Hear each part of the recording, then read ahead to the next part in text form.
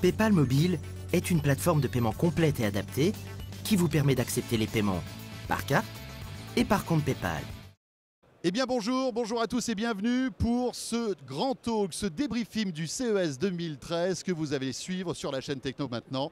Pendant pratiquement une heure, on va, avec Jérôme Colombin qui est à mes côtés, évoquer ce CES 2013 et des invités prestigieux qui vont se succéder durant cette heure, Jérôme. Exactement, mais d'abord François, on va dire un petit mot. Vous pouvez suivre également ce talk sur 01net.com. Bien sûr. Et puis nous remercions chaleureusement la société française Parrot qui nous accueille pour cette émission, qui nous a offert, loué une petite partie de son stand. Avec un joli mur vert derrière. Exactement. Alors oui, on va en parler. Vous allez comprendre tout à l'heure pourquoi il y a de la verdure derrière nous.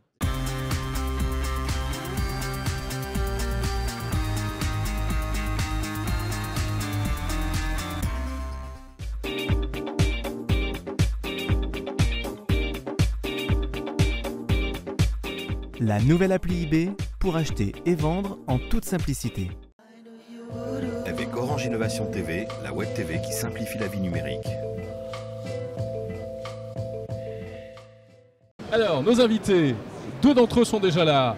Patrick Pierre Garcia. Mais bonjour les garçons. Bonjour. Mais vous êtes levés, moi je suis ravi. Je pensais vraiment que vous n'alliez jamais réussir à y arriver. Quand je veux dire, mais on a quand même des plannings toute la journée absolument incroyables ici. Il faut que les gens le sachent, c'est qu'on n'arrête pas. Je veux dire, on est de 7h du matin jusqu'à minuit, 1h du matin.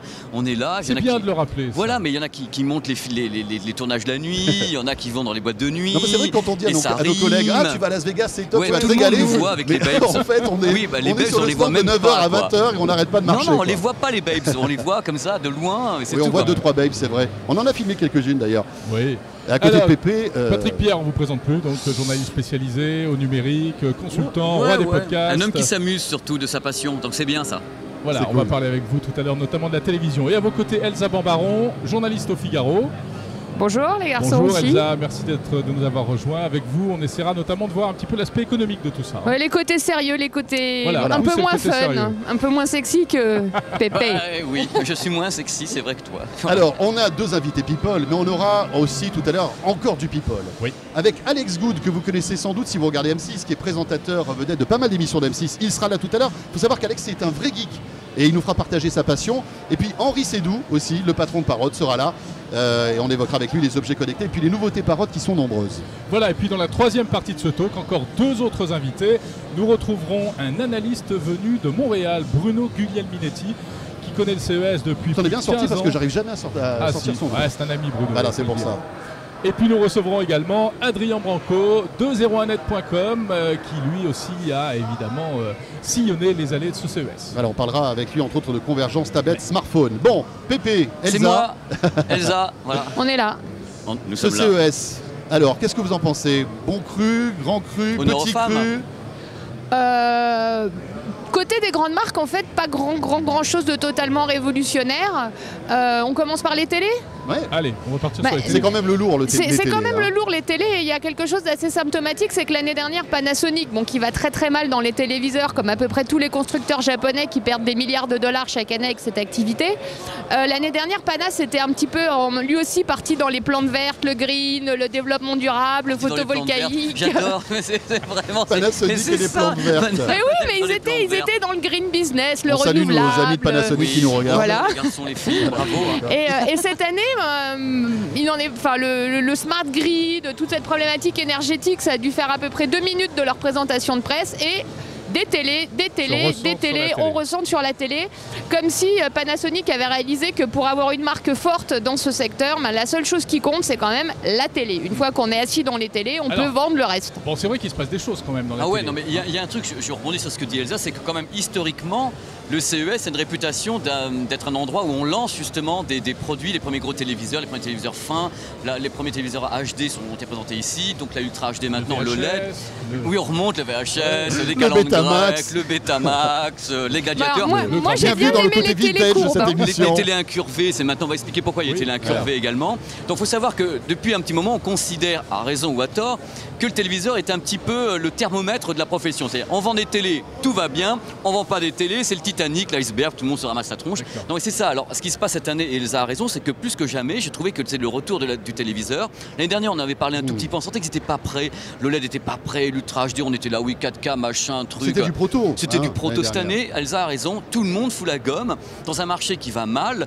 Je pense que c'est pour sursauter, c'est pour donner un petit coup d'électricité. Qu'est-ce qui vous a le plus emballé en matière de télé? Alors ce qui m'a le plus emballé, c'est l'OLED TV de Panasonic et Sony en Ultra HD, parce qu'il fallait réussir techniquement à le faire. On va pas parler technique, mais c'est très compliqué techniquement de faire une OLED TV avec autant de résolution, donc presque 8 millions de pixels. C'est la plus belle télé au monde, on peut le dire, non? Techniquement, oui, c'est un objet, c'est de l'art à ce niveau-là. C'est l'art. Là, vraiment, ils ont fait un truc, ils ont dû le finir à la main. Le gars qui l'a transporté jusqu'au CES, à mon avis. Je pense qu'il est mort. Il a eu chaud aux fesses. Non, mais je pense que le gars, il a dû faire une crise cardiaque si jamais il trouvé des amis. Comment on va faire? PPG-san, it is broken. Pire que la Joconde. C'est pire que la Joconde. Ah oui. Donc ils ont dû vraiment le finir à la main. On sent que c'était une œuvre d'art. Et derrière, il y a tout le flot de téléviseurs Ultra HD qui arrive. Il y a un truc qui m'épate. Bon, Ultra HD, c'est 4 fois la définition de l'HD. On va pas aller plus loin. Si vous avez une télé HD, c'est imaginez une image 4 fois plus dense, en fait. Ça c'est gentil, Pépé, de dire ça, parce que ça c'est la version simple. Hein. C'est la version compliquée où je sors les flingues. Je sors les flingues. On ne parle pas de 4K dans ce cas-là, parce que c'est pas du 4K, c'est de l'Ultra HD. Voilà, point. Donc les produits arrivent. Ce qui m'épate, c'est qu'il y a des gammes entières. C'est-à-dire que le produit va quand même coûter une blinde, on est d'accord, Elsa. Les premiers produits vont arriver entre 5 000 et 15 000 euros. Et ils balancent des gammes de 1, 2, 3 produits par constructeur. Moi, ça me sidère. Il y a quelque chose, si on peut rebondir sur les prix, qui est quand même assez frappant, c'est que Sony a lancé une Ultra HD à 26 000 $, oui. Et que le prix est déjà en 84 pouces. Bon, il faut avoir le salon qui va avec quand même, parce que ça fait à peu près le mur derrière. Aussi. On sait que c'est plutôt pour le marché américain. Et le livreur de la Fnac qui va avec, ouais. Et il y a déjà des produits qui sont annoncés à 8 000 €. C'est aussi un des problèmes de cette industrie. C'est-à-dire qu'avant, il fallait attendre 6 mois pour que le prix d'une télé baisse. Maintenant, c'est quelques jours. Maintenant, c'est 4 mois. Et c'est surtout absolument dramatique. C'est qu'ils sont absolument incapables de maintenir de la valeur, même sur des produits aussi délirants que l'Ultra HD. Regardez ce qu'on a au-dessus de nos têtes là. Qu'est-ce qui se passe? Ah ouais, on va se faire attaquer. C'est Apocalypse Naso. C'est top. Qui nous filme.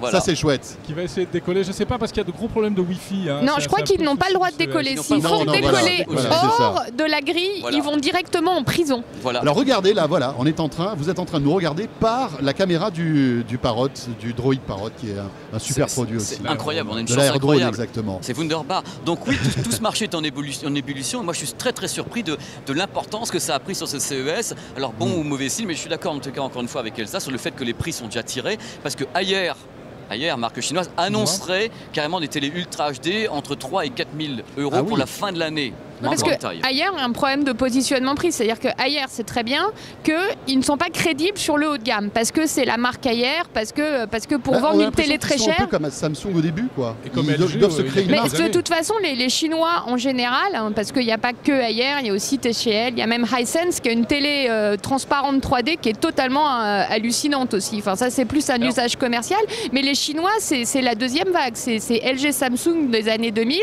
et je sais pas ce que Pépé en pense, mais je pense qu'ils vont faire très mal dans les années à venir dans énormément de secteurs. C'est super, j'aime bien quand tu dis ça. Mais non, mais quand je serai pas d'accord, tu vas le savoir. On va vous mettre du Barry White tous les deux, on va baisser la lumière. Barry White n'a pas chanté le Love Boat. Non, je sais. Je tiens quand même, puisque là, non, il faut quand même le préciser. Je sais pas à quoi ça sert, mais je vais le trouver l'utilité de ce truc-là. Donc, ce qui se passe, le problème de Ailleurs, j'en ai beaucoup parlé avec eux. Tué par le Power Flower. C'est que c'est quand même de qualité. Je crois que c'est les dalles les plus obsolètes que j'ai jamais vues et c'est les traitements vidéo les plus moyens. Oui, mais alors, on trouve quand même des choses intéressantes sur le stand de Ailleurs. Mais oui, on trouve un iPad. Non, l'AirPad. Le H-iPad. Non, puis il y a cette télé qui est censée être pilotée par la pensée aussi. Par la pensée et par le regard. Alors, celle qui est pilotée par le regard, ça a l'air anecdotique, mais en fait, il y a un vrai marché avec les personnes handicapées. Mais oui. C'est-à-dire que c'est l'avenir pour le tétraplégique. Alors, Ailleurs veut surtout pas être positionné là-dessus, parce qu'évidemment, c'est pas hyper glamour de dire on vise les hôpitaux. Mais mine de rien, il y a un marché énorme, et par rapport à l'année dernière, ça a l'air d'à peu près fonctionner, enfin de fonctionner un petit peu mieux. Et pour Ailleurs, c'est aussi un bon moyen de faire parler d'eux, parce que c'est vrai qu'au niveau qualité-image, c'est quand même pas extraordinaire. Et autre particularité d'ailleurs, ils viennent d'ouvrir une usine en République tchèque.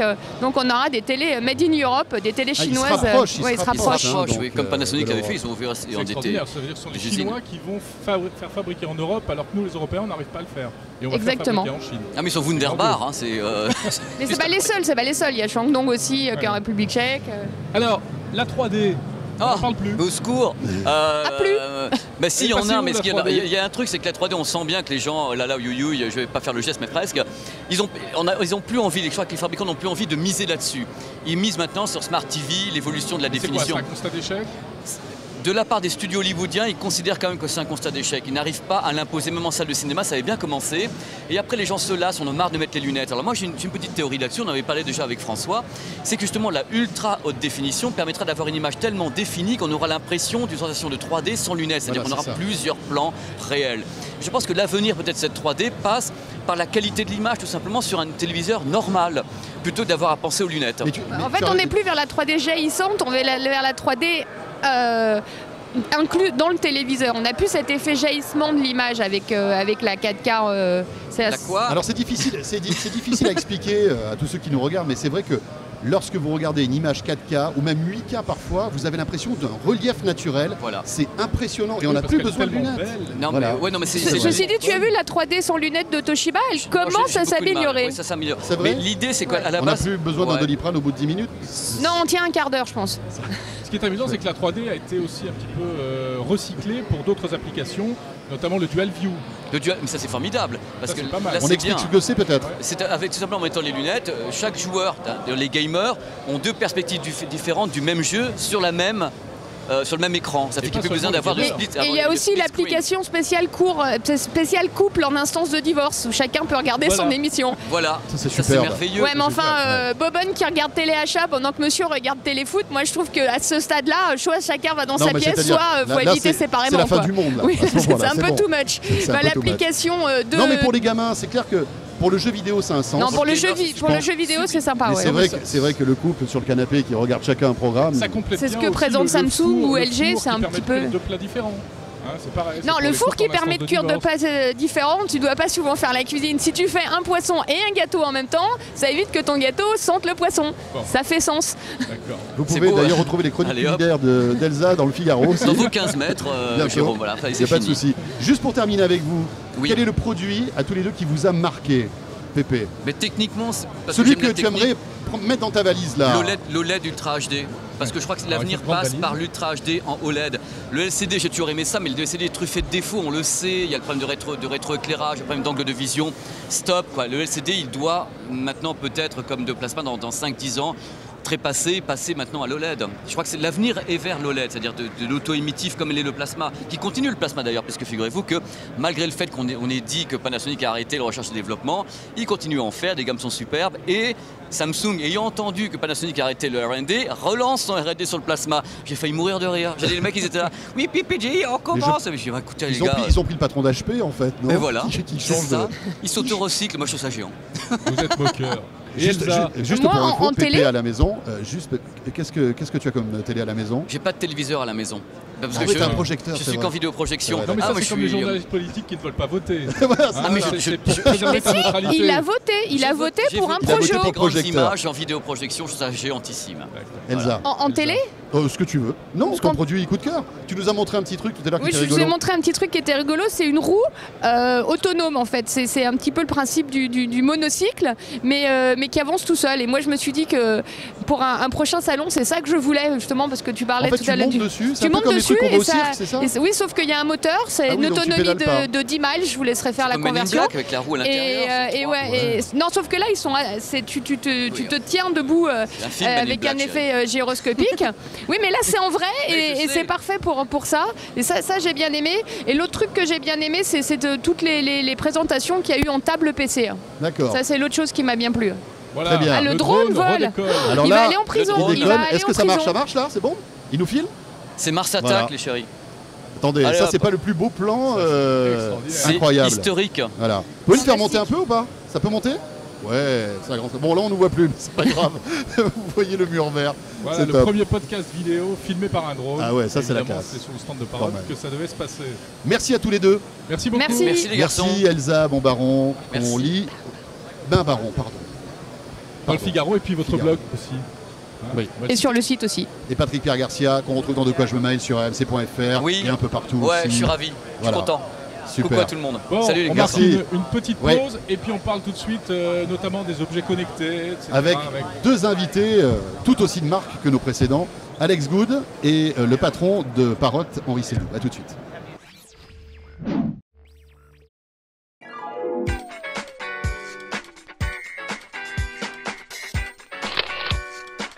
La nouvelle appli eBay pour acheter et vendre en toute simplicité. Confirmez votre achat. Et voilà, l'achat est confirmé, il ne reste plus qu'à payer. Mes achats, je les fais en toute confiance et en cliquant sur un simple bouton. Avoir un compte PayPal, c'est facile et gratuit. PayPal, c'est mon réflexe sécurité pour payer en ligne. Et c'est la deuxième partie de ce grand talk consacré au débriefing du CES 2013 de Las Vegas sur le stand du français Parrot. Nous sommes au All South 3112 pour tous ceux qui veulent venir nous voir. Si vous êtes à Paris, bon, ça peut le faire. Il faut se dépêcher quand même. À voir Deuxième en tout cas partie. sur la chaîne techno.tv et 01net.com. Exactement. Deuxième partie de ce talk avec deux invités prestigieux. Oh, tu parles. Ça fait plaisir d'avoir Alex Good. Salut Alex. Bonjour, bonjour François, bonjour Jérôme. Alex que vous connaissez forcément, Alex qui est sur M6 présentateur, l'incroyable talent, Oui, plein de choses. Sensation chrono, les bêtisiers, tout ça. Enfin, Voilà, merci d'être là. Alors pourquoi Ben, Alex Good est là? Parce qu'en fait Alex a une J'allais te passion, poser la question. il est fan de nouvelles techno, il vient au CES chaque année. Exactement, tous les ans je suis là. Et ça fait 16 ans que tu es dans le jeu vidéo. Ça fait aussi. 16 ans que je travaille dans le jeu vidéo. Ouais. Et oui, parce que tu avais une autre vie avant, Avant de faire de la télé, oui. Avant qu'on te voit presque Voilà, nu à la j'étais télé. journaliste de jeux vidéo et je travaille au développement des jeux et voilà. D'accord. Je continue encore un peu, mais j'ai moins le temps. Et à ses côtés, c'est Henri Sédou que nous avons. Bonjour Henri. Bonsoir. Le Notre patron hôte. de Parrot qui nous accueille. Et moi aussi j'étais journaliste au début. Ah C'est bah vrai voilà. Moi j'étais journaliste actuel en 1980. Ah oui, bah alors ça, Bah voilà. vous avez changé un peu de métier quand même là. C'est un journaliste j'ai qui a changé réussi. de métier, mais C'est rare. c'est en étant actuel que j'ai rencontré, ça devait être en 79, Roland Moreno. Eh oui. Et Roland Moreno, L'inventeur qui est de la carte à puce. carte à puce, D'accord. il était aussi, il travaillait à l'Express. Il me disait ouais, qu'est-ce que tu fais, tout ça. Ouais, moi j'étais à l'Express, mais tu vois, c'était pas trop mon truc. Et j'ai commencé à faire des inventions. Tu devrais t'y mettre. Et c'est comme ça que, grâce à Roland, j'ai acheté un Apple II. Et puis après, je suis devenu programmeur professionnel. Enfin, je faisais du soft. Et puis, de maintenant fil à en la tête de aiguille, cette boîte formidable qui est Parrot. Hein, Qui cartonne, hein, il y a des trucs vachement bien. C'est super, hein, Je dis pas Parrot. ça parce que vous êtes là. Oh, dis donc. C'est Il doux. porte bien son nom, c'est doux. il est doux. Eh oui, oui. C'est- Ouais. Excusez-moi. Ah, tu sais quoi? Tout à l'heure je vais t'offrir un jus de Parrot. Ça va te. Merci beaucoup, ça va donner un peu de. Ça va te vitaminer. un peu Ils de sont jus. en grande Ça, forme, c'est ça va énorme. être dur. Voilà. Avec les jeux de mots, ça va être compliqué. Non, mais ça va aller. On va peut-être évoquer eh bien justement vos coups de cœur de ces CES à tous les deux. Mais oui, Pour commencer. voilà. Qu'est-ce qui vous a le plus marqué si vous avez eu le temps? Enfin oui, vous avez eu le temps, je pense, de vous promener. Ah non, c'est promener, c'est long, hein, c'est grand. Hein. Alors, moi J'ai peur. j'aime les gadgets. J'aime un gadget complètement dingue. Il y a une boîte qui s'appelle iRobot, que vous connaissez certainement, qui fait les aspirateurs aspirateurs. robots, qui sont vachement bien, hein, qui ont sauvé plusieurs couples. Enfin, c'est vraiment. Et ils ont fait un robot. Dites bonjour à votre air drone. Ils ont fait un robot donc ils font des robots aspirateurs, des robots militaires. Ils ont fait un robot pour nettoyer les gouttières. Les Ah, Ah, pour gouttières. nettoyer les gouttières. Et Ah ouais, ça, ça, c'est pour fort. vous, c'est. Ah, c'est hyper rigolo. Ah oui, c'est Ah, c'est rigolo. pointu, C'est sûr. Mais Il faut avoir une gouttière parce qu'autrement l'intérêt est limité. Et c'est fait pour le marché américain. Ils ont beaucoup de, il y a beaucoup de et maisons, jardins. Maison voilà, individuelle, ouais. c'est clair. Donc il y a un robot pour nettoyer les gouttières fait par le meilleur spécialiste des robots pour ce genre de trucs. Mais C'est le form- coup c'est le Bon. coup de cœur donc de Oui, d'Henri. mais c'est Oui. formidable parce que c'est vrai que ça montre bien que les robots vont arriver comme ça dans tous les domaines pour des. on tas de voit, il y en petites a un qui applications danse, là, qui fait enceinte et qui danse aussi. Là, on en a Ouais. vu un. En Les se robots, promenant. bien sûr, c'est le futur. Nous, chez Parrot, on fait des drones, c'est des robots volants. On montre cette année pour la première fois un drone professionnel, EB, qui est un drone. Pour faire les cartes, là. Voilà, on n'a pas besoin de savoir piloter, qui fait des cartes qui sont précises à 5 cm près et qui servent aux géomètres, à toutes les personnes qui doivent, par exemple, suivre des travaux quand vous construisez une autoroute. Il faut toutes les semaines savoir où on en est exactement. Et donc là, avant, il fallait arrêter quasiment les travaux, envoyer un géomètre, etc. Maintenant, on lance le drone et le drone revient avec une carte extrêmement précise. Incroyable. Alors Et moi, tu veux, Alex. écoute, Ah bah moi, il y a oui. un truc qui m'a vraiment bluffé parce que la 3D, bon, c'est un peu tombant en désuétude. Hein. On en voit presque Ah plus. oui, c'est ce que nous disait tout à l'heure, Sauf on en chez parle LG, où là, ils ont une télé. Alors d'habitude, la 3D, ça me fait rien du tout. Mais là, c'est de la passive en plus avec des lunettes qui pèsent 2 grammes 3. Et l'effet est hallucinant, quoi. Donc je vais essayer en Ultra HD, la machin, 4K, là, formidable. T'as déjà Donc, fait ton marché, ça y Je est vais essayer d'aller négocier avec LG. En plus, ça s'appelle Life is Good, leur slogan.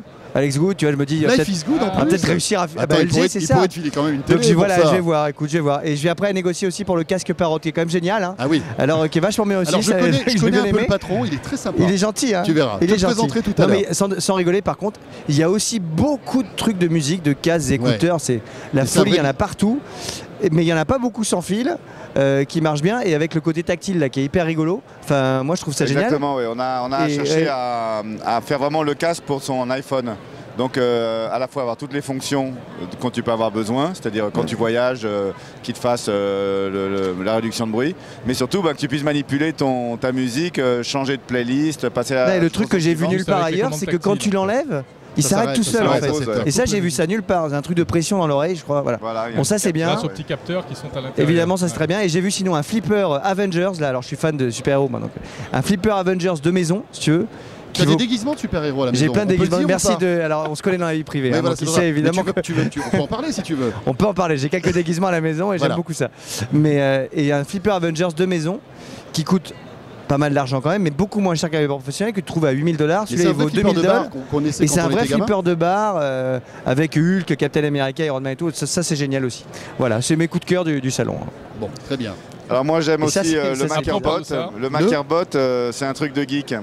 Ça fait Donc, quoi ça Alors au début c'était un projet open source et puis c'est devenu un vrai produit. C'est une imprimante 3D, donc un truc qui fabrique des objets. Ah, qui imprime en 3D Ah oui. là Qui imprime en 3D Ça, c'est génial. à partir du Grosse soft qui coûte tendance. 2500 $. Donc avant ça coûtait il y a encore longtemps des centaines de milliers de dollars des imprimantes 3D. Et là on peut faire ses propres objets. Oui, après tu chez peux soi. imaginer que tu fais les rouages d'une voiture ou Exactement. Ouais. et vers construire un vrai truc quoi. Tu peux faire tes propres jouets. Ouais. Ça c'est un Moi, peu pareil. dangereux pour tout le monde je pense. C'est le moment où on va tous se fabriquer chez nous nos trucs. On aura des plans de Parrot et on pourra le refaire Un jour, tu carrément. commanderas une montre et en fait, on va Exactement. t'imprimer, tu l'auras à la maison. Bon, Bon, c'est on pas n'en est pour tout de pas, suite, on hein, n'en est ça. pas là. Mais c'est génial, par exemple, nous on a des utilisateurs de drones qui fabriquent des pièces et même qui les vendent sur internet. Ils les font avec cette imprimante. C'est Ah incroyable. oui, donc Enfin, oui. gestion du stock incroyable là. Enfin, ça fait des économies aussi à terme, non C'est une tendance. C'est une Ouais. tendance. Alors jusqu'à où la qualité des pièces qu'on fabrique va aller, probablement elle va aller très loin. Oui, parce qu'après, une fois que tu peux imprimer en carbone, je crois, ou un truc qui est Voilà. hyper nickel, Voilà, et ça va être. exactement. Exactement. ça Je sais bien. pas si vous avez suivi, on en avait parlé avec Jérôme. Il y a une boîte qui a réussi à imprimer un bout de viande. Ah, Qui est ça, en train je suis pas d'essayer sûr. d'imprimer un bout de viande. Et c'est mangeable ou. Ah Alors, bah c'est le but du jeu, oui. Ça, je sais pas, Effectivement. mais en fait, ils sont arrivés à reconstituer une texture qui ressemble à de la viande. Mais Ça, On est c'est mal le barré. stade On ultime est de mal l'impression barré. 3D. chérie, imprime-moi un steak, ça va bien se Mais passer. c'est bizarre quand même. Ouais. Mais il y a des trucs bizarres. Mais bon. Mais en fait, dans CES aussi, on crée un nouveau vocabulaire. Chérie, recharge-moi ma fourchette. On va Ah en oui, parler la tout à fourchette, l'heure. la petite avec les fourchette objets connectés. française aussi. hein. Bien sûr. Et bientôt, Française imprime-moi un aussi. steak aussi. Ça va être Oui, sympa. bah alors cette fourchette, alors c'est pas ça hein, dont Non. on va parler dans Ça, c'est ça quoi peut faire fourchette Ça, aussi. c'est un Ça, sécateur, Henri. non Non.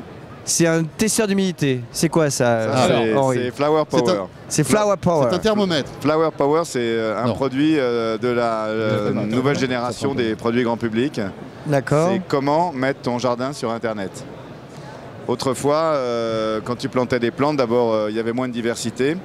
Et puis, tu pouvais demander l'avis à quelqu'un qui s'y connaissait. Mais aujourd'hui, il y a plus de plantes. Et donc, avec l'Internet, on va pouvoir t'aider à que tu Enfin, grâce à Parrot, je peux avoir des belles plantes à la maison. Ça marche pas Exactement. souvent. Donc... C'est-à-dire que ça Exactement. fait quoi, Mais comment ça C'est marche formidable. Alors, c'est un capteur.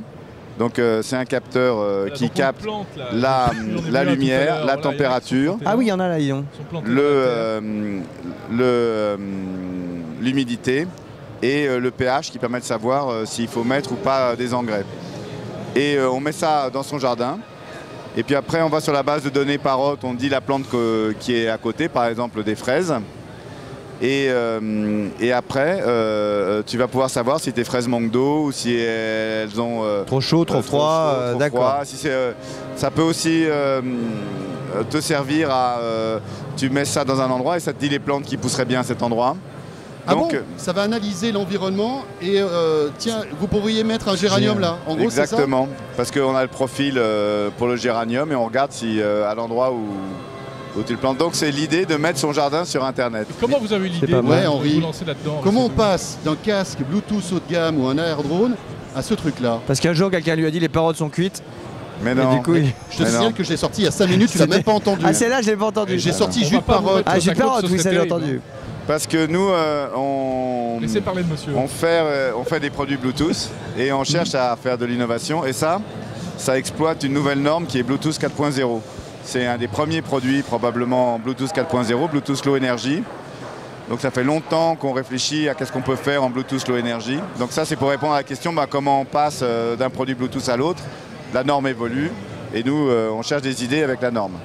Et puis aussi ça fait longtemps que chez Parrot on réfléchit à faire des produits écolos. Et on avait un autre projet assez sophistiqué, plus pour la maison.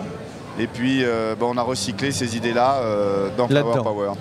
Il y a beaucoup d'objets connectés au CES 2013. Alex, tu allais faire un tour un petit peu du côté Ah oui, j'ai tout fait en 2 jours. Là, j'en peux plus d'ailleurs.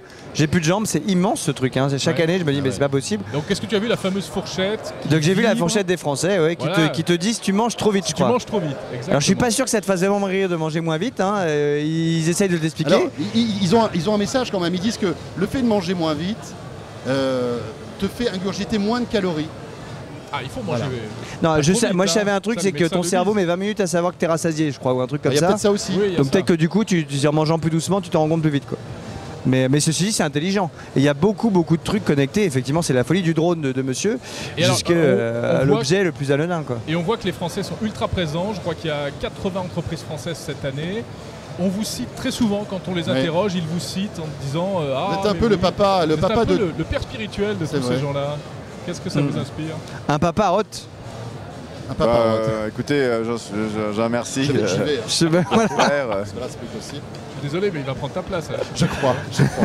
Ouais, non, mais c'est une compétition. Il doit être cher. Henri, excusez-nous. Mais en tout cas, les objets connectés, on en est certainement qu'au début. Mais est-ce qu'il y a une French Touch, sincèrement? Parce que mais là, moi, en se baladant avec Jérôme, on a quand même remarqué qu'il y avait beaucoup d'entreprises françaises qui innovent dans ce domaine. Parce que c'est comme un écosystème. Il n'y a rien de particulièrement français dans les objets connectés à la base. Mais il y a plusieurs entreprises qu'on en fait, et dont Parrot, et donc ça crée une émulation. Et puis ça marche surtout, voilà. Donc comme on voit que ça marche. Voilà, c'est ça la raison. Moi j'ai eu beaucoup de trucs pour la maison que je trouvais vachement sympa. Oui, voilà. Ton frigo, ton four, ta lumière que tu peux allumer de chez toi, ta caméra que tu peux regarder comme ça, tu regardes s'il n'y a personne chez toi. Oui, mais je trouve que là, tu as passé un cap de... On sent que ça devient concret quand même. C'est beaucoup plus intuitif, je trouve, à gérer maintenant avec ton téléphone, ta tablette. Vous avez des projets dans ce domaine de maisons connectées? Allez, balancez-nous votre map sur les 10 années qui viennent, Henri. Je sais que vous adorez ça en plus. Je parle pas des projets en cours. Ah, ça c'est un peu le début. Voilà. Oui, c'est un peu le début. Ça c'est le début, oui. C'est le début. Est ici, mesdames et messieurs. Voilà, ça c'est le jardin connecté. Henri, ça sort quand et à quel prix? Le Flower Power. Donc ça sort cette année. Ouais, ça s'appelle Flower Power. Donc ça sort cette année à un prix qui n'est pas encore décidé. C'est un petit côté Steel Power. Il nous a fait le coup déjà l'année dernière avec le casque Parrot. Eh bien, merci à tous les deux. Merci messieurs. Merci beaucoup. Merci à vous. À bientôt. Merci Henri. Merci Henri de nous accueillir chez vous. C'est quoi ton actu, Alex, là? Écoute, bientôt le retour de Samsung Chrono sur M6. Et puis d'autres émissions. Et on a déjà commencé le casting Incroyable Talent. Donc toi, je sais que t'en as un, c'est les blagues pourries. Comme moi. Donc tu peux venir si tu veux passer le casting. Jérôme, un jour je serai avec je sais pas, ce que tu veux. Tu danses la polka. Et puis Henri, l'innovation, quoi. On peut peut-être vous mettre dans Incroyable Talent. Je sais pas, on va trouver. Alex Wood et Henri Seydoux, merci beaucoup. Merci. Grand talk, ça continue tout de suite. Tout de suite. Ouvrez, écrivez, partez, écoutez, découvrez, revenez, partagez, repartez, revenez et repartez. HP Envy X2 Tactile conçu pour Windows 8, le PC portable qui se transforme en tablette par HP. Le Grand Talk sur la chaîne Techno et sur 01net.com. Merci d'être avec nous depuis le CES de Las Vegas pour cette édition 2013 sur le stand Parrot. Oui, on nous accueille pour cette émission hors du commun sur la chaîne Techno. Une émission qui nous permet de débriefer ensemble ce CES 2013. Et après Henri Seydoux et Alex Good, encore un duo d'invités qui nous a rejoint. Nous avons avec nous Adrien Banco. Bonjour Adrien. Bonjour. Ou Adrien, plus précisément. Exact, attention. Oui. C'est la France. Ça, c'est important. À chaque fois, je la fais celle-là. Adrien, Parfait. journaliste à 01net.com. Tout à fait. Et puis Bruno. Vas-y, prononce son nom parce que j'ai vraiment du mal, moi. Bruno Guglielminetti. Ouais, je me reconnais. Guglielminetti. Voilà. Qui est, comme son nom l'indique, canadien, Effectivement, québécois, montréalais. Voilà, donc la francophonie québécoise est représentée. Voilà. Alors, il faut dire Bruno est un observateur de longue date. Oui. On se connaît depuis très longtemps, puisque tu as été journaliste high-tech dans une autre vie. Dans une autre vie. Tu es maintenant analyste. Et on en profite, tiens, à cette occasion, pour saluer tous les Québécois qui nous regardent, ils sont nombreux. Et voilà, on ne le dit pas assez souvent, mais on vous salue et merci. Pour une fois, on n'est pas très loin de chez vous. Voilà, c'est vrai. Bon, il fait un peu plus chaud quand même. Mais en tout cas, merci de nous voir. Bruno, Adrien, ce CES 2013. Moi, je dirais honneur aux anciens, alors à toi l'honneur. C'est gentil, ça. C'était l'occasion de se recentrer, j'ai l'impression, sur les activités premières de ce salon. Avec le départ de Microsoft qui avait été annoncé l'an dernier, c'est pas une surprise, on pouvait se demander qu'adviendrait-il du CES, mais ils ont bien fait. Et là, on est en train de revoir qu'ils sont vraiment en train de reprendre l'axe du produit électronique et non plus de l'air branché. Là. Et donc, c'est beaucoup plus large. Ça fait moins chaud, non? J'ai l'impression que les années précédentes. Oui, mais de l'autre côté... Il y a moins de paillettes. Alors, c'est peut-être aussi...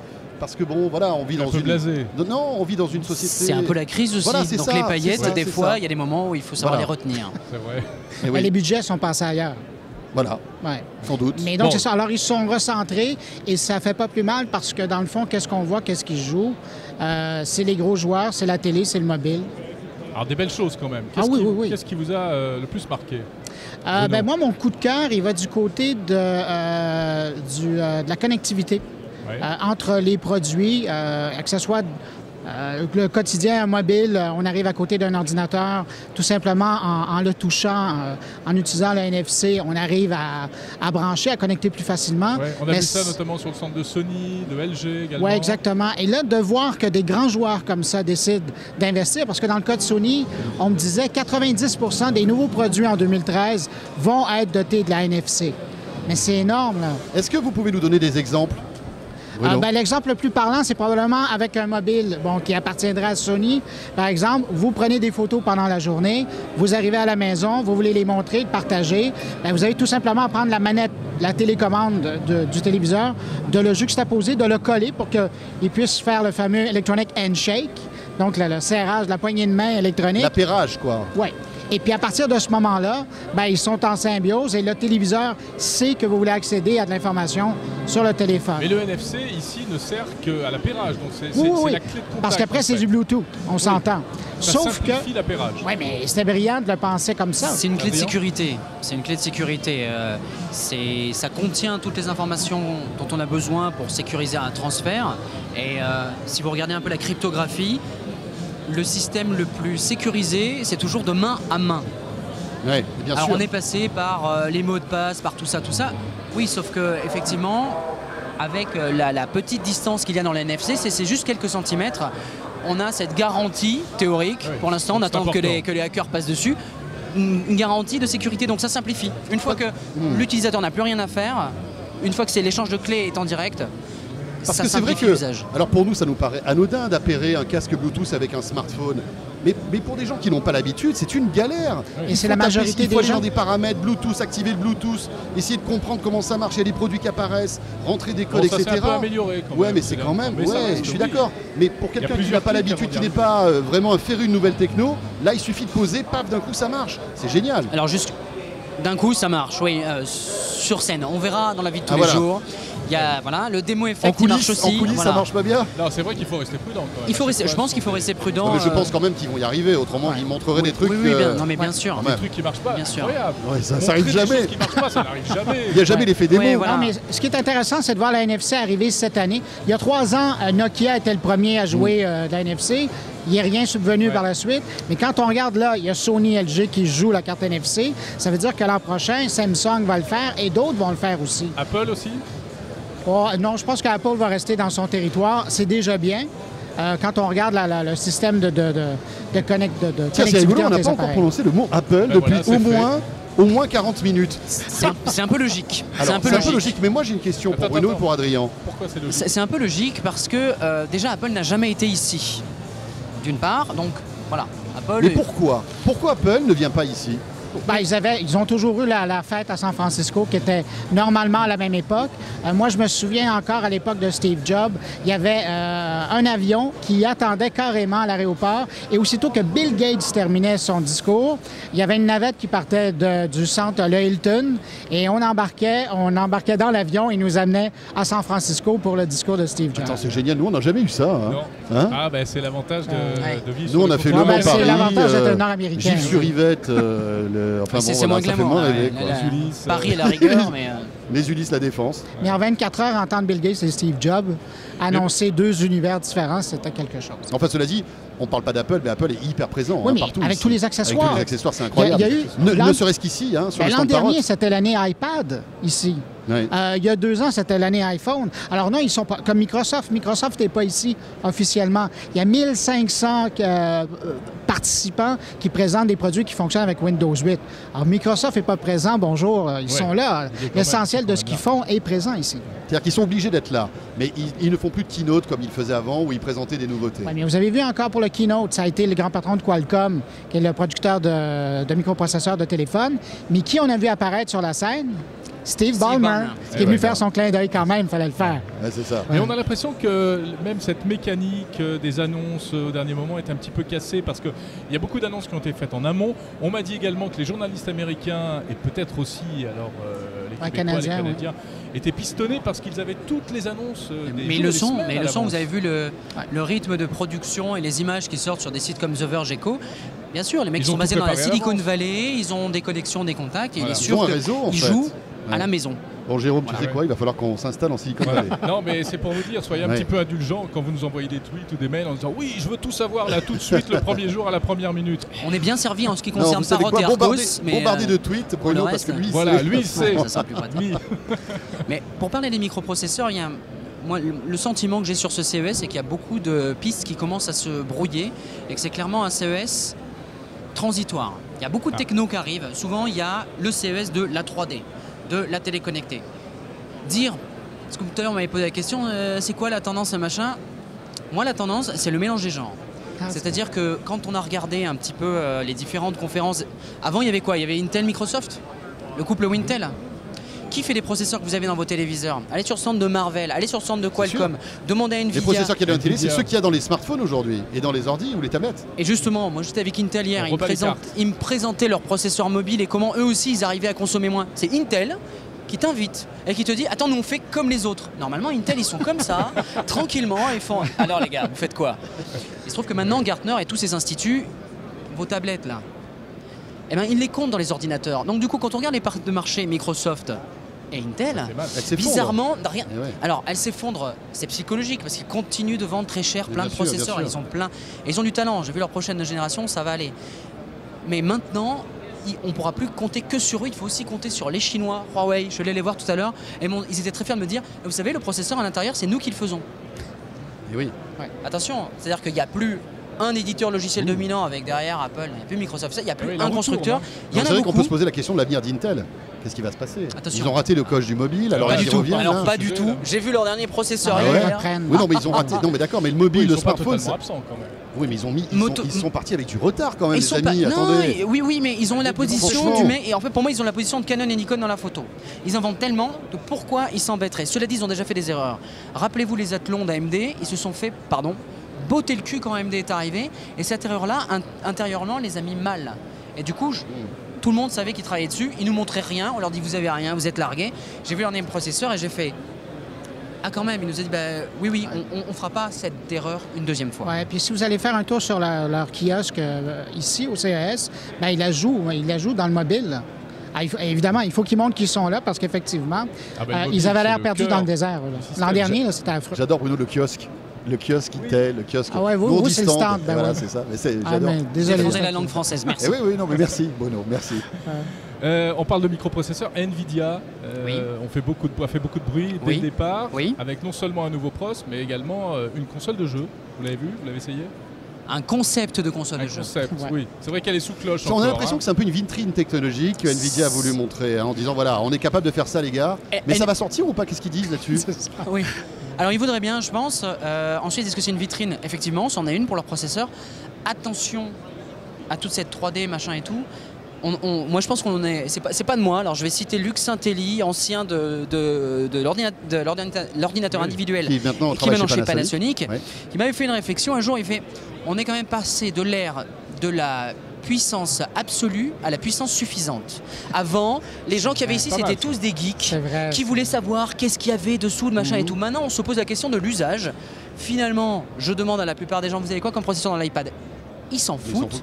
Est-ce que la 3D elle est bien? Oui, elle est suffisante. Donc ils nous présentent quelque chose de super puissant. On est blasé, on a de la 3D au cinéma, on a une super console. Qu'est-ce que ça apporte de plus par rapport à une PSP? Moi, je ne vois pas. Mais en fait, il y a deux sortes de fans, quoi, ou d'usagers, de clients. Il y a ceux qui se foutent de la technologie, puis il y a ceux qui veulent le gros PC avec la dernière carte graphique. Mais nous avons perdu, François, nous avons perdu. Les geeks ont perdu. On a perdu les geeks. On a perdu comme un peu les Verts. Les Verts en politique, c'était les seuls. Fais gaffe parce qu'on va se faire attaquer. Il y en a partout là. Alors pourquoi ils ont perdu? Tout simplement, leurs idées, ça y est, leurs idées ont glissé dans les autres partis politiques, ils n'ont plus l'apanage. Les geeks n'ont plus l'apanage des outils techno. J'ai des amis autour de moi, ils y connaissent moins que moi parce que moi je trempe dedans. Et ils en ont 2 fois plus, ils sont 2 fois plus passionnés. Les mecs ils me disaient même ah vous faites l'annonce de la semaine prochaine d'Apple, t'es au courant? Moi j'étais là, quoi? Qu'est-ce que c'est? Pardon. Non, j'étais pas sur ça du tout. Non, mais les gens suivent et ils s'intéressent à l'usage. Mais du moment que l'informatique a glissé dans ce qui était de l'instinctif, c'est fini. Ben justement, c'est là où était le cri de mort. Quand on regarde les appareils que vous avez devant vous, bon, un iPhone, un iPad, un Android, peu importe. Oui, non, ça on va l'enlever. C'est pas vraiment instinctif. Ça encore. Mais quand on regarde tout ça, on s'est basé sur l'instinct. Alors, le geek en nous, il peut passer son chemin. Vous donnez ça à un enfant de 6 ans, il est à 6 mois, il est capable de faire quelque chose avec une tablette. Mais il faut regarder à qui on s'adresse aussi. La chaîne techno. 01net, voilà. J'arrive et vous me dites, bon, Adrien, va pas trop dans les détails, les microprocesseurs. Pourquoi? Cela dit, on est en plein dedans là. Qui nous vous regarde? Tu m'as sorti de l'athlon de la C'est tout le monde. Oui, voilà, maintenant les geeks, c'est tout le monde. Les verts, l'écologie, ça nous concerne tous. Ouais. Et maintenant, nous n'avons plus l'apanage de la techno. Tu veux dire par là qu'il faudrait qu'on sorte une chaîne verte? C'est ça aussi? Alors, bon, pourquoi pas? Ce que je veux dire, c'est que les idées, les usages se sont propagés. Oui, bien sûr. Et maintenant... On est tous un peu geeks aujourd'hui. Maintenant, moi, ma belle-mère, elle me pose des questions sur de la techno et je regarde, je fais... Ah bah je savais pas que vous étiez au courant. Enfin, mais ça la concerne. Ah oui, non, mais est-ce que je vais pouvoir connecter la télé avec le truc Wi-Fi et la box? Comment je la rallie? Tu me réinstalles le kernel? On n'en est plus là. Heureusement, c'est nous. Mais c'est vrai que c'est incroyable parce que même des événements comme le CES ou comme les fameuses keynotes d'Apple ou d'autres sont devenus des événements grand public. Bien sûr. De plus en plus, il y a une demande très forte. Les gens qui ne sont pas des professionnels, qui ne sont pas des journalistes high-tech ni des analystes, veulent suivre ça en temps réel. C'est le même phénomène oui, puis d'autant plus que maintenant, on a mis les choses en place pour faciliter la chose. Alors, le fait que ça soit diffusé sur Internet en direct, ben là, n'importe qui peut se brancher là-dessus. Maintenant que les médias, moi, je regarde ça quand il y a une conférence d'Apple ou même de Microsoft, il y a au moins 1 ou 2 réseaux américains qui couvrent ça en direct. Je sais pas chez vous. Quand on voit le stand de CNET, oui, non, mais là, c'est immense. Là. Mais vous regardez, j'ai fait une histoire, j'étais au téléjournal hier pour commenter ce que je voyais ici, mais je regardais la batterie de médias généralistes qui sont là. Ils sont tous là. Et personne qui a une émission... Comme un match de foot. Oui, mais il n'y a personne qui fait la techno normalement. Ils sont tous là. Ah, ouais. Messieurs, votre coup de cœur de ce CES 2013? Bruno. Alors, mais là, j'ai fait le premier, alors je laisse à la jeunesse. Ils sont mignons tous les deux. C'est bien aimable. Mon coup de cœur, il n'est pas du tout matériel. J'ai vu beaucoup de choses. Attention, on ne va pas parler de ce qui se fait en dehors du CES. Ah non, il n'est pas du tout matériel, mais c'est une techno. Mais restons corrects. C'est une techno qui, pour moi, j'ai gagné $400. C'est chez Technicolor. Oui. C'est l'analyse des émotions. Pourquoi c'est ma techno coup de cœur? Technicolor qui est une boîte française, rappelons-le. Oui, oui, tout à fait. Et ce sont des ingénieurs essentiellement basés dans leur centre de Rennes et à Paris qui ont travaillé dessus. C'est l'analyse émotionnelle. Pourquoi cette techno, je la trouve Pourquoi c'est mon coup de cœur? D'abord, parce que c'est une tendance. La tendance ici, il y a beaucoup de produits, on parlait de produits, je suis tout à fait d'accord, mais il y a aussi des choses qui sont liées à nous. Il y a le monitoring personnel, il y a comment on mange, il y a combien de calories je dépense. Il y a en fait finalement, on est passé de comment je calcule, comment je fais des trucs électroniques avec mes machins, à comment je vis moi au travers de la technique. Et cette analyse-là, ça va permettre aux producteurs de films de savoir comment on réagit. Ça va nous permettre de choisir un film non pas en fonction de ce qu'on pense ou qu'on croit penser, mais en fonction de ce qu'on ressent. J'y vois énormément de dangers. On va pouvoir ficher les gens un jour sur leurs auras ou tout ça, mais j'y vois aussi énormément d'ouverture, c'est-à-dire que cut de bullshit, qu'est-ce que vous ressentez vraiment? Voilà, moi je vais vous proposer quelque chose qui correspond à ce que vous êtes. Donc cette technologie d'analyse comportementale, hein, c'est l'audimat 2.0. Ouais, quelque part. Ça fait peur. Moi je trouve que ça fait un peu peur. Un petit peu, oui, mais voilà. On va terminer par nos coups de cœur peut-être. Ah oui. Ton coup de cœur, François. Mon coup de cœur, eh ben écoute, tu sais quoi, je vais rejoindre un peu l'avis de Pépé Garcia. J'ai complètement flashé sur la télé 4K OLED. Oh non. Oh non. Ah oui. Ouais, sincèrement. Moi j'adore les belles images. Et je suis complètement bluffé, et on en parle avec Jérôme depuis des années, par l'OLED. Et là, voir une image en haute définition en OLED, ça m'a scotché. Après, il y a tout ce qui est objet connecté, etc., qui m'a bien plu. Mais franchement, si, voilà, comme Pépé, j'aimerais bien partir de ce CES avec cet écran OLED 4K solide. Mais le problème comme consommateur avec le portrait du 4K, c'est la bande passante que ça va prendre pour voir ça. Ça va être l'enfer. Ça va être énorme. Pour tout de suite, il n'y a aucun télédiffuseur qui va le faire. Alors, ça va être de la vidéo à la carte. Imaginez si vous payez avec la quantité de bande passante que vous utilisez. Enfin, de toute façon, il y aura la bande passante du portefeuille qui ne suivra pas au départ. Oui, je pense. Donc voilà, il n'y a pas de souci, on verra ça plus tard. Et toi, Jérôme? Moi, mon coup de cœur en matière de télé, ce serait l'écran Dual View de Samsung, qui permet de voir 2 programmes. OLED aussi, l'écran OLED. OLED également, voilà, avec des paires de lunettes. 2 personnes peuvent voir 2 programmes différents, on en parlait tout à l'heure. À mon avis, l'usage n'est pas certain. Il n'est pas sûr que ça. Mais c'est bluffant techniquement. Mais technologiquement, c'est sympa. C'est génial de s'asseoir à côté de quelqu'un et de ne pas regarder d'être tout seul. Non, alors là, moi, pareil, techniquement, je trouve ça sympa, mais alors sinon, passons un moment convivial, soyons ensemble, mais séparés. C'est l'aspect magique, technique. Oui, techniquement, voilà. Après, les usages différents. Non, j'ai bien aimé aussi le TV Connect d'Arcos. Oui, c'est vrai. C'est vrai que c'est un super. Il permet de transformer n'importe quel téléviseur en téléviseur connecté sous Android. C'est facile à installer, ça marche plutôt bien. Et c'est pas cher. Et c'est pas cher. Et on vient de recycler tout un parc de téléviseurs qui existait encore. Messieurs, merci. Voilà. Merci Adrien. Et merci à Bruno. Ben voilà, ce grand talk depuis le CES 2013 est terminé. Merci de nous avoir suivis à la fois sur la chaîne techno.tv, sur 01net.com. J'espère que vous avez pris autant de plaisir que nous à réaliser cette émission. Voilà. Franchement, c'était le pied. On se retrouvera l'année prochaine. Qui est aussi, derrière les caméras et Florian qui passe d'une caméra à l'autre pour tout vérifier. On remercie Vanessa et Fabien de Parotte qui nous ont accueillis, mais alors comme des cancampates ici, c'était top. Oui, on a été très bien reçus. On reviendra peut-être l'année prochaine s'ils nous invitent encore. Et je vous rappelle qu'il y a une couverture exceptionnelle de ce CES en vidéo sur la chaîne Techno et dorénavant sur 01net. Jérôme, à l'année prochaine ici même pour l'édition 2014. Mais bon, on se retrouve dès la semaine prochaine, évidemment, dans nos studios à Paris. Salut à tous, à bientôt. Bye.